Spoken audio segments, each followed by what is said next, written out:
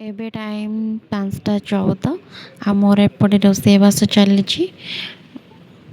ମଟର ତରକାରୀକୁ ମା ବନେଇ ସାରିଲାଣି ଅଲରେଡ଼ି। ଫଟାଫଟ ଟିଫିନ୍ ସଜାଡ଼ିକି ବାହାରି ଯିବା। ଜୟ ଜଗନ୍ନାଥ, କେମିତି ଅଛନ୍ତି? ଆଶା କରୁଛି ଆପଣମାନେ ବହୁତ ବଢ଼ିଆ ଥିବେ। ମୁଁ ତ ବହୁତ ବଢ଼ିଆ ଅଛି। ଆଉ ଏବେ ଆମେ ଚାଲୁ କୋଟିଲିଙ୍ଗେଶ୍ୱର। ଆଉ ସେଠି ଯାଇକି କ'ଣ କରୁଛୁ କ'ଣ ନାହିଁ ବାଟ ସାରା ଆପଣମାନେ ମୋ ଭିଡ଼ିଓ ଦେଖନ୍ତୁ। ଆଉ ସ୍ୱାମୀ ମୋର ଭାରି ଚାଲା, କେତେ ସବୁ ବଦେଇ ଦେଇଛନ୍ତି। ମୁଁ ସବୁ ବ୍ୟାଗ୍ ବସ୍ତାନି ଧରି ଚାଲୁଛି। କାଲି ଦେଖାଉଥିଲି ଭୋର 5ଟାରେ ରୋଷେଇ କରିକି ନେଇକି ଯାଉଛି, କାରଣ ସ୍ୱାମୀଙ୍କ ପଇସା ବଞ୍ଚାଇବା ପାଇଁ। ଆଜି ଗୋଟେ ବଢ଼ିଆ ଦିନ, ମୋ ଦିଅରଙ୍କ ବାର୍ଥଡେ। Happy birthday Kutu. ସବୁ ଢେର ସାରା ଶୁଭେଚ୍ଛା। ଆଜି ତ ତୁମ ଜନ୍ମଦିନରେ ଆମେ ତୁମ ପାଖରେ ନାହୁଁ, ହେଲେ ଆମ ଦୁଇ ଜଣଙ୍କର ସବୁବେଳେ ବ୍ଲେସିଂ ତୁମ ପାଖରେ ଅଛି। ଆଉ ତୁମେ ବହୁତ ଆଗକୁ ଯାଅ, ତୁମ ଏମ୍ରେ ସକ୍ସେସ୍ ହୁଅ। ଏଇଠି ଆମେ ରୁମ୍ ଛାଡ଼ିଲୁ। ରୁମ୍ ଛାଡ଼ି ସାରିବା ପରେ ଅଧା ବାଟରେ ଯାଇଛୁ। ସ୍ୱାମୀଙ୍କର ମନେ ନଥିଲା କି ମାନେ ତାଲା ଦେଇଛନ୍ତି କି ନାହିଁ କବାଟର। ପୁଣି ପଛକୁ ରିଟର୍ନ କଲୁ, ପୁଣି ଦେଲୁ, ପୁଣି ଆସିଲୁ। ସେ ଗୋଟେ ପାଲା କରିକି ଆସିଲେ। ଆସିଲା ପରେ ନା ଏଠି ବାଟରେ ଜଗନ୍ନାଥ ମନ୍ଦିର ପଡ଼ିଲା, ମୁଣ୍ଡିଆ ମାରିକି ପଳେଇ ଆସିଲୁ। ତାପରେ ରୋଡ଼ରେ ନା ଭିୟୁ ଏନ୍ଜୟ କରି କରି ଆସିଥିଲୁ। ଲାଇଫ୍ରେ ନା ଟିକେ ଖୁସି ଯଦି ନ କରିବ ଆଉ କିଛି ବି ନାହିଁ। ଏମିତି ବହୁତ ସାରା ଗପସପ କରିକି ଆମେ ପହଞ୍ଚି ଯାଇଥିଲୁ। ବାଟରେ ନା ଗୋଟେ ଛୋଟ ତିରୁପତି ମନ୍ଦିରଟେ ପଡ଼ିଲା, ଆଉ ସେଇଠି ମୁଣ୍ଡିଆ ମାରିଲୁ। ରହିତା ଭିତରକୁ ଯାଇଥାନ୍ତୁ, ହେଲେ ଯାଇପାରିଲୁନି ଭିତରକୁ, ଆମ ପାଇଁ ଟାଇମ୍ ନଥିଲା। ଦୂର ବାଟକୁ ଯିବା, ଆମକୁ ପାଖାପାଖି 100 କିଲୋମିଟର ଯିବାର ଥିଲା ନା, ସେଥିପାଇଁ ଆମେ ଯାଇପାରିଲୁନି। ଏପଟେ କିନ୍ତୁ ରୋଜଟା ମୋ ମନ ଉପରେ ପଳେଇ ଆସିଛି, ବୁଝିଲ? କୋଉ ରୋଡ଼ ଲୋ ମା?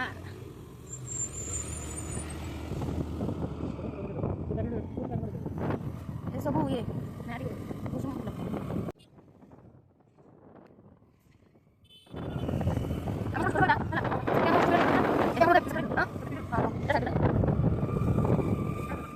ଏଠିକି ଆମେ ରହିଗଲୁ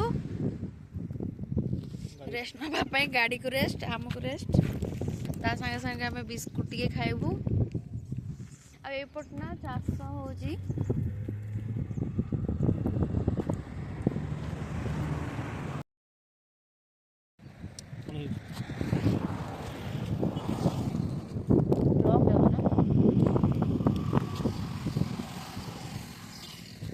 ବିସ୍କୁଟ ଖାଇବାରେ ବ୍ୟସ୍ତ, ପେଟ ଶାନ୍ତି କରୁଛନ୍ତି।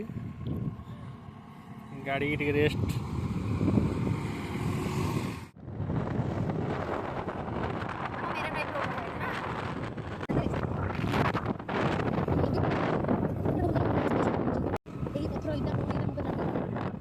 ଡାଇରେକ୍ଟ ଆମେ ଆସିଲୁ। ଆସିକିନା ଏପଟେ ନା ଖାଲି ଟ୍ରକ୍ ଯିବା ଆସିବା କରୁଥିଲା, ଆଉ କିନ୍ତୁ ବହୁତ ସୁନ୍ଦର ଦେଖାଯାଉଥିଲା ରୋଡ଼ଟା। ତାପରେ ବହୁତ ସମୟ ଗଲା ପରେ ତାପରେ ସାଙ୍ଗମାନେ ଏପଟେ ନା ବହୁତ ପ୍ରାୟ ଫସଲ ଚାଲିଥିଲା। ଆମର ସେପଟେ ଯେମିତି ପୁରା ଗାଁ ଏରିଆରେ ଫସଲ ଚାଲେ, ଏଠି ସେମିତି ଫସଲ କରୁଥିଲେ ଲୋକ। ବହୁତ ବଢ଼ିଆ ବଢ଼ିଆ ଫସଲ ସବୁ, କୋବି। ମୋତେ ତ ପୁରା ଲୋଭ ଲାଗୁଥିଲା। ମୁଁ କହିଲି ରହିବା ନେଇକି ଯିବା। ସେ କହିଲେ ନାଇଁ, ଆମର ଏଇଟା ଓଡ଼ିଶା ନୁହେଁ ଯେ ସେମିତି ହେଇଥିବ।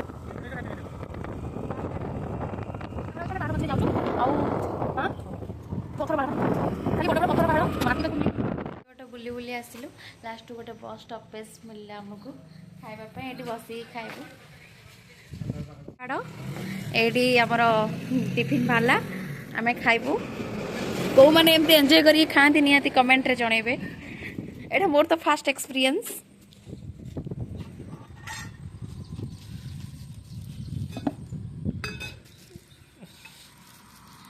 କେମିତି ଲାଗୁଛି କୁହ?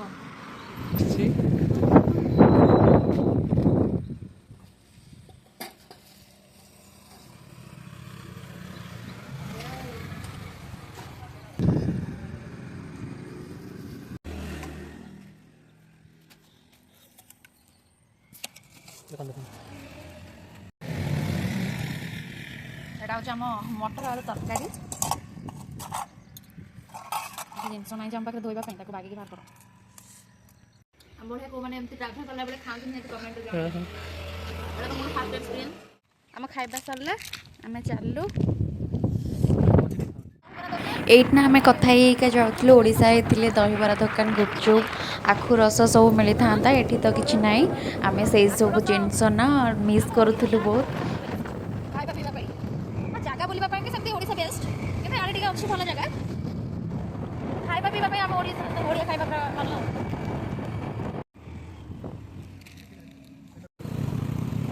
आगक रहा कोटिलिंगेश्वर यहाँ गेटा तापर जाकि आम गोटे जगार पिजुड़ी किणु जोड़ा बिना मंजी वाला पिजुड़ी आमको देते टे टेस्ट करने टेस्ट करके चाखला ना आमको भल लगे आम गोटे केजी धरिकिना आसिलु बाटे खाई खाई आसिलु खाई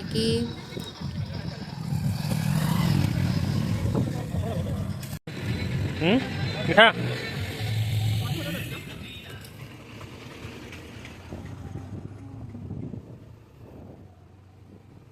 पहुँची गलु कोटिलिंगेश्वर मंदिर एंट्री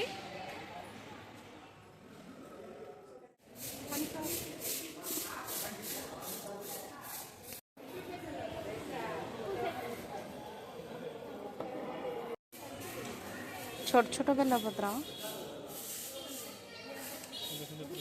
एंट्री चलो टिकट करिया पड़ो 20 टंका हाँ काउंटर टिकट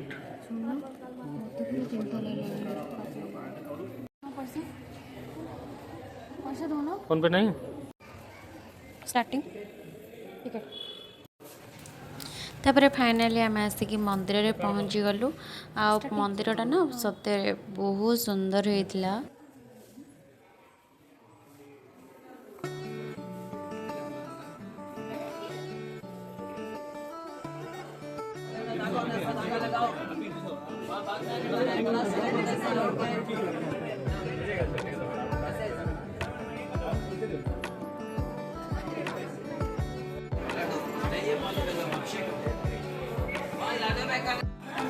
ठाकुर को दर्शन बड़ लिंग सेपटे शिवलिंग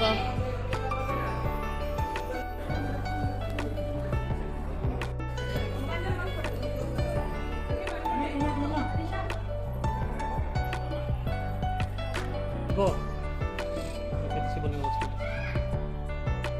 जबरदस्त दर्शन कर छाड़ी नो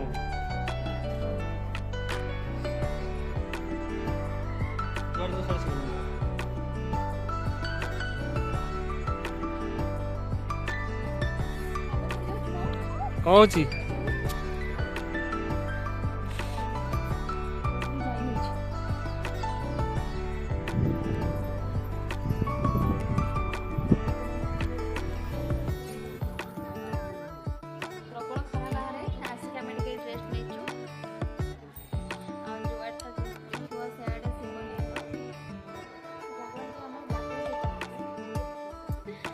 जुआड़े देखिए ये सियाड़े शिवलिंग आ गोटे गोटे शिवलिंग ये अच्छा आ प्लेसटा ना बढ़िया है से बड़ शिवलिंग दर्शन सारा पर एपटे गोटे छोट शिवलिंग दर्शन कलु तापर ना ये सबू देवी माँ थे आ सबू देवी को दर्शन सारापर ये ना चाली ही हो नाला कहीं प्रबल खरा होता आ तल ना पूरा तातिकी तापर जी व्हाइट सीमेंट लगी से चाली होता ना चली पार्लु से ना सबू ठाकुर थे से शिरडी साई थे शनिदेव थे समस्त को दर्शन सारिकिना आम आसलु ये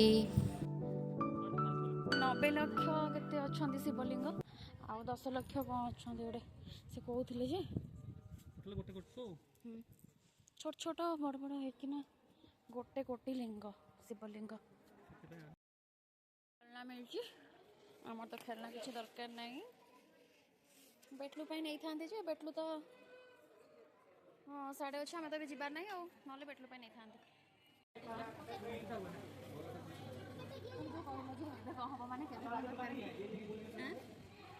मंदिर बाहर को आसला पर ना गोटे प्लेट पाम्पुड़ चाट ऑर्डर करी खाई देथिलु ये मो वीडियोटा को एंड करछि पुणी देखा हबो गोटे नेक्स्ट वीडियो रे प्लीज गोटे सब्सक्राइब कर वीडियो भल लगे गोटे लाइक करेंगे रहुछि जय जगन्नाथ।